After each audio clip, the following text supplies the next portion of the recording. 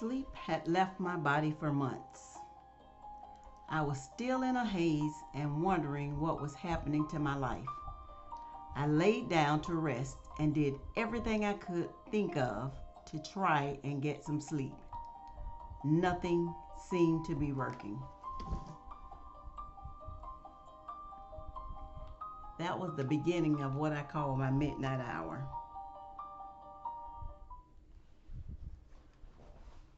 But a midnight hour is not always caused by the death of a loved one. It can come through divorce, it comes through a loss of friendship, a job, your health, your home, just a host of losses. Or your future could look totally different than you thought it would have looked. Today I want to talk to you about what happens when grief changes your whole life and how you begin living again without forgetting what or whom you lost. You know, life sometimes brings us about a season that we didn't ask for. We didn't know it was coming. Sometimes it seems dark. It's definitely unfamiliar. And sometimes it's completely different from what we planned in life. You know, we often have our plans in life, and most of the time they never seem to go directly as planned. Sometimes they work out, and sometimes they don't. Life seasons arrive without our permission or without our vote. That's exactly what happened to me over 18 years ago. That's why I have a passion to help others that are grieving. My loss, my grief came from the loss of a spouse after many, many years of marriage. But there's so many losses we face in life that people are grieving for. And even if it's not death, it have the same emotions. You know, we often make plans for our lives. A lot of times we go about our lives planning marriages, we plan our career, we plan what major we're going to major in college. We plan our retirement, our friendships. But a lot of times loss comes and it's a major interruption. And it's without warning. Some seasons we select, but many others we're handed without a choice. A lot of people like to say it is, well, we have to play the cards, play the hand that's dealt to us. And that's really true. Healing begins, though, when we stop pretending that life hasn't changed for us. It's our human nature to oppose change. And obviously, we definitely would oppose the change of grieving because of whatever loss we faced. Grief is not limited to death. It's not limited to divorce, friendship, finances. It can also be grieving the person we used to be. And what I mean by that, sometimes in life, older or younger, sometimes our life may face health crisis. Let's just say that. And sometimes it give us a new normal. Sometimes we have to live with limitations. And so sometimes we grieve the person that we are. Not only did I have a loss of a loved one, of a spouse, but years ago I went and I rode on the Segway, enjoying my day, having a beautiful day. Me and my husband was out riding, and we had a good time. We went on one of those tours. And right at the end of the tour, I started feeling lightheaded. And the Segway I was on, to stop it, you lean back, and to make it go faster, you lean forward. Well, because I was passing out, it leaned all the way forward. So I fell at the highest speed it can go at. And what happened is, I can't even say skinned my leg, because it took a chunk of meat out of my knee. It broke my fingers, and now I'm left with limited mobility in my fingers. I can no longer make a complete fist.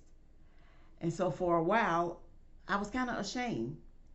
Once it healed up and I realized I can't even make a complete fist, and it looked a little different from my other hand, I would wear long sleeves even in the summer because I was ashamed of my new normal, what it looked like. But then I decided this is not going to have control over me. This is not going to make me change the person that I am, because it does not define me. And so sometimes we have to decide, no matter what we go through, it's not going to define us. And even when we decide that, it doesn't mean that the grief is over with. It just means we've decided to move through it. I've definitely gone through unexpected losses. Grief begins whenever something meaningful ends in our life and we're left trying to understand life without it, whatever it is. Whether it's a loved one, whether it's a friendship, it could be a limb, it could be a sickness. Whatever it is, we're trying to understand how to live life in the shape that we're in. So the question why sometimes may linger for a while. It may stay with us for a long time. But eventually other questions are definitely going to pop up and begin to rise. One of my questions was, what do I do with the life I now have? And I had to realize I didn't have to have all the answers. I had to realize I could take one day at a time. I could begin to heal one day at a time. Definitely not a quick process. And remember this, cry if you must. It's not a weakness. Do not, but what I will tell you is never let grief become your permanent address. Go through your phases, go through your crying, that's a part of healing. But be determined not to let it be your permanent address. Sometimes the strongest thing we can do in our life is to admit that we're hurting. This way we give ourselves permission to cry. And then little by little we give ourselves permission to live. You know, I tell people all the time that sometimes during grief, we feel a little guilt. Even if we had nothing to do with the loss, we feel a little guilt. But we have to forgive ourselves. We have to move past it and allow ourselves permission to live. You know, I always say, if God gave me this life and I'm still breathing, to me it's a slap in his face not to do everything I can to move forward and heal and continue to live and to live the best life I can. It does not mean that you've forgotten a person if it's a loss of a loved one. It does not mean you've forgotten the situation. It doesn't mean that the relationship was not important. The memories still matter. It simply means that you decided that this loss will not take you out and that this loss will not define the rest of your life. It means you can find purpose to continue to live. And my purpose today is to continue to help somebody else, the widows, the widowers, to help somebody else, the divorcee, to help somebody that's lost other type relationships, finances, whatever it is. You can start again. If God did it for me, he can do it for you. I often say he's no respecter person, but it takes us to be a willing vessel and to be intentional about our healing. You can still carry the love. Whatever you do, carry the lessons that come along with it. Carry the memories with you, but still allow yourself to laugh again, dream again, and live again. There is no guilt in healing. God wants us to heal. There's no betrayal with finding joy again. You know, you never have to choose between honoring the person you lost and embracing the life that's still before you. You still have life before you and you still have a purpose. God created all of us with a purpose. I often quote Jeremiah 29:11, for I know the thoughts and plans I have for you, thoughts of good and not evil, to bring us all to an expected end. That has not changed. God have not changed. We have to learn to give everything we're feeling to God, because most of the time those things are too heavy for us. So we have to learn to give God our tears, our fears, and our failures.